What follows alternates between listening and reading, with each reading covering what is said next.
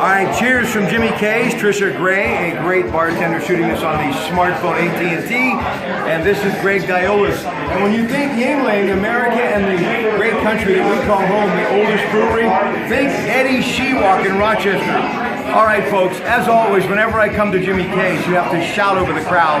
Hopefully I'll have a voice left before we're done. Let's talk about the pit signings, and I kind of went over a little bit of them the other day. We're going to be at Jimmy Sinceri's, Jimmy and Nino's, you know, Sal Sinceri, all that pit pride, tomorrow afternoon in the Strip talking Super Bowl food and more about pit. Give me your thoughts about the pit signing. Well, Rob, I think the most important thing and the most exciting thing you had was you had two big splash players that they got. The kid they had to get, that they were counting on all year, was Paris Ford. Gentleman from Steel Valley High School, the guy that was the prize of the WPIAL. They brought him in, and that was the guy that they really had to have. And then they get C.J. Davis out of Florida, kind of as a surprise, when you're watching TV and all of a sudden the staff goes berserk because they get a kid that they really weren't counting on. So to top that, put the gravy on top of that steak that they had for dinner was a really good day for the band. All right, Cal Adamitis, safety, long snapper out of Central Catholic, Tyler Sear out of Newcastle, and my Eastern Ohio connection, Steubenville, they get Charles Reeves, 6'5" tight end, and he mentioned Paris Ford out of Steel Valley, and A.J. Davis as well. But Gabe Huey played for Jim Rendard up for St. Clair, big offensive lineman. Some thoughts on those guys? Yeah, the one that really excited me the most, Rob, was the kid from the Big Red. The Reeves kid, big 6'5" tight end, a guy that's going to be a big target for these quarterbacks. When you got Max Brown coming in from USC, going to need a bigger target to look for. Might give him some early target, a kid that should be able to step in and play because Scott Orndorff was gone and he took almost 100% of the snaps at tight end last year. Tomorrow, Super Bowl here. They'll all be working. Come and see them. Great food, the best food, and every type of beer, and obviously top shelf fine wine and spirits you could ever want. Now to a little football. A couple of years ago, Super Bowl, Glendale, Arizona. Dan Quinn, now the Atlanta coach, was the defensive coach. Michael Butler gets the interception, seals the deal, and New England wins. What about Butler and that #1 rated defense up against Julio Jones? Well, you know, Robert, we talked about that play that he made in the Super Bowl.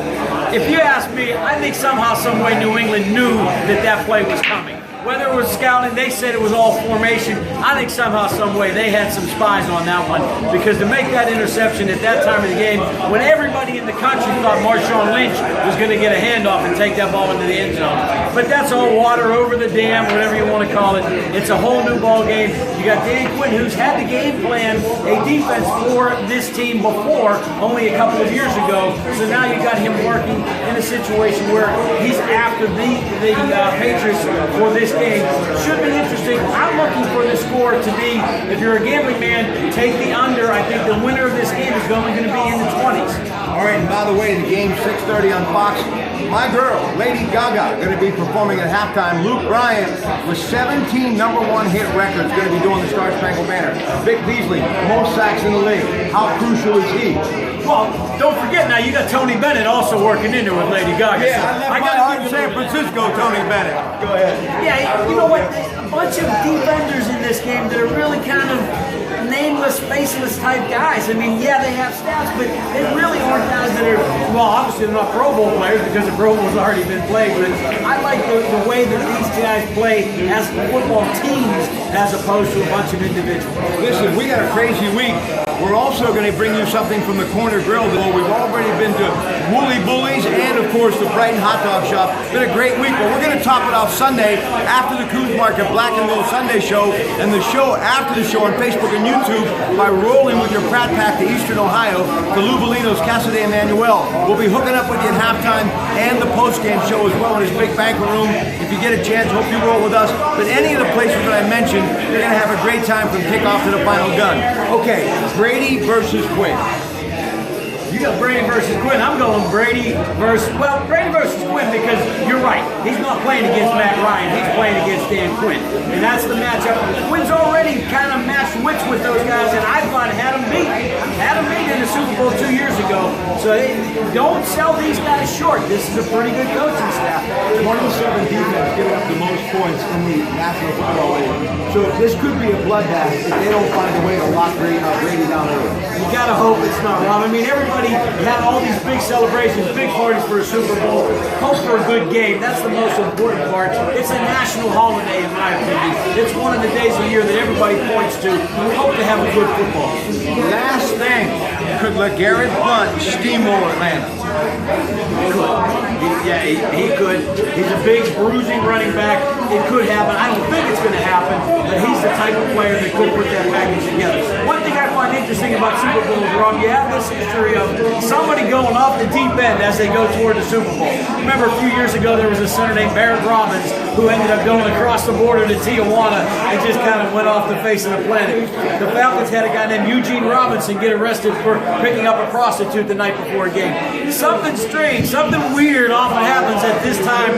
Let's look for something. Hopefully everybody's safe, but it's always fun to have a little bit of a goofy story to talk about. That's why I never leave Beaver County, ladies and gentlemen. I've learned to stay home where your heart is.